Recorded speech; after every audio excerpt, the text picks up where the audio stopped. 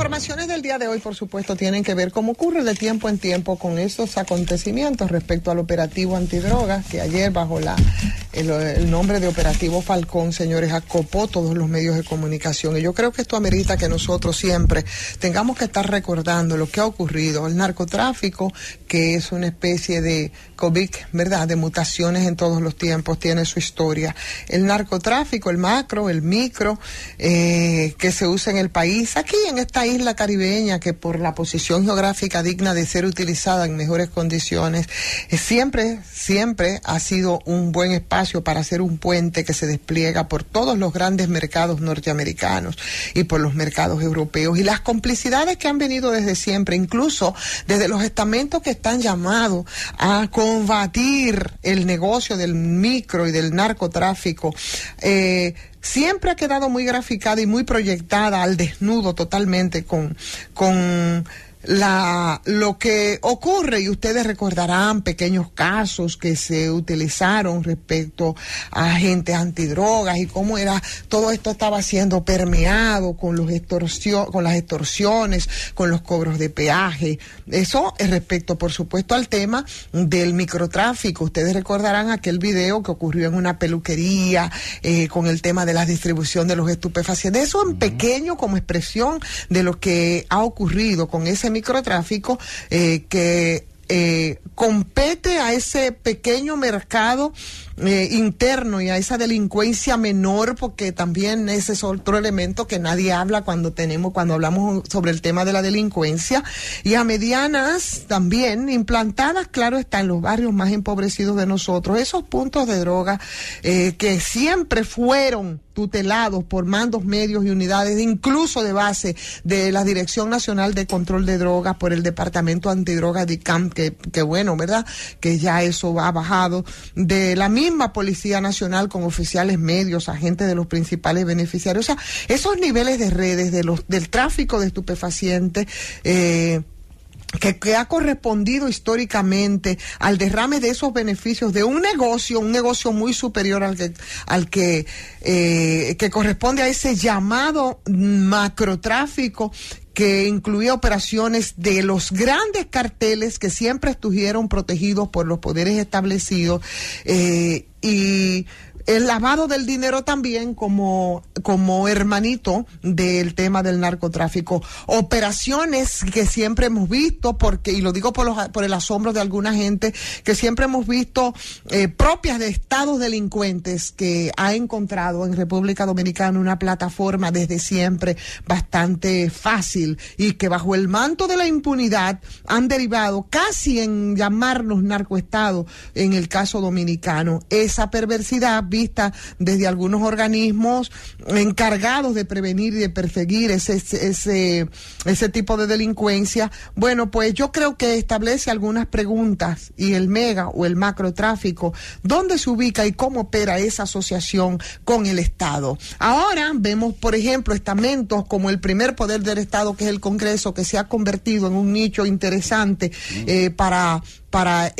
que se permee el tráfico de drogas. Vemos como el narco financiando campañas de legisladores, ¿verdad? Y de eso tenemos grandes precedentes, narcos driferos, sectores económicos que buscan supuestamente en el Congreso defender, pero intereses, cuando sabemos que de lo que se procura es de impunidades, con la avalancha de una serie de acciones que vienen desde hace muchísimo tiempo, y con instituciones y con espacios donde ha sido bastante interesante para el lavado, ¿no?, del dinero del narcotráfico. Lamentable tener que reconocer que aquí hay poderes del Estado que, como el Congreso, vuelvo y repito, tienen precedentes, pero el macrotráfico, que es el que usa el país aquí en esta isla caribeña como puente, tiene su historia y tiene su razón de ser por los grandes mercados norteamericanos y europeos. Y ahora, haciendo un distanciamiento con las actuales autoridades, de las que tenemos que reconocer, ha estado hasta este momento y hasta donde nosotros hemos podido ver, actuando en dirección dirección o en dirección correcta. Pero, señores, la vertiente del negocio supermillonario, donde operan y donde han operado siempre sectores de poder, no solamente del poder político, sino también de generales que han funcionado, generales, altos funcionarios, o sea, con esto quiero decir poder militar, poder político y también poder empresarial, cúpulas políticas de lumpen empresarios, esos que escoltan naves de la Marina de Guerra, por ejemplo, y que se ha denunciado de tiempos atrás, de altos oficiales, de todos los estamentos, las guardias fronterizas. Eso no es un secreto para este país. Por eso el narcotráfico, que lo pervierte todo, parece que muta y muta de tiempo en tiempo. Se asocia a autoridades de diferentes espacios. Siempre se ha hablado que si de migración, que si en la frontera, que si en tal o cual cuerpo armado, que si de investigación, que cómo se construyen sicariatos al interior, cómo se ha lavado el dinero sucio, no solamente en el Congreso y en otros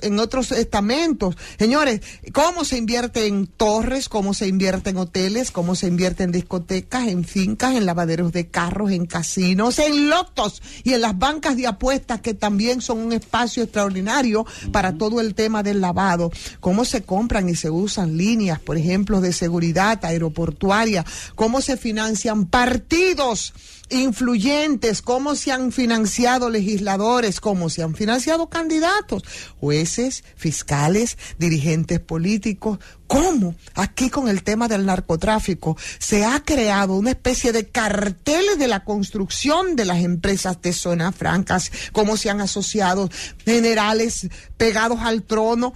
¿Cómo eso ha ocurrido desde siempre y por qué ocurre todo eso? Y el que penetra incluso hasta los cuerpos diplomáticos y cuentan, por ejemplo, como personas vinculadas ahí también a los narcos paramilitares, que lo hemos visto en otros países, incluso de la región, y que aquí, como queremos imitarlo todo, pues sobre todo lo malo, ¿cómo nos hemos visto envuelto eso? Los escándalos, por ejemplo, del cártel de Quirino, para que ustedes sepan que no es un asunto nuevo. Y hay que refrescar la memoria, como los escándalos de la masacre de Paya, como los casos de David Figueroa Agosto, puertorriqueño, que todavía no sabemos cuáles fueron los resultados de la investigación, porque en ese momento se nos quiso reducir a un cártel de mamacita, cuando sabíamos que habían sectores importantes del poder, como siempre ha sido, vinculados a todo esto. ¿O se nos olvidó acaso el caso de Toño Leña, el Toño Leña dominicano? ¿Qué pasó con temas, por ejemplo, y cómo pudo permearse todo el tema del narcotráfico a gente que, como Arturo del Tiempo Márquez, ese español que está preso en su país, también vinculaba a sectores de poder de este país que luego entienden que tienen voces para hablar incluso duro? O Nelson Solano, a ese que llamaban el zar de la heroína en el Caribe,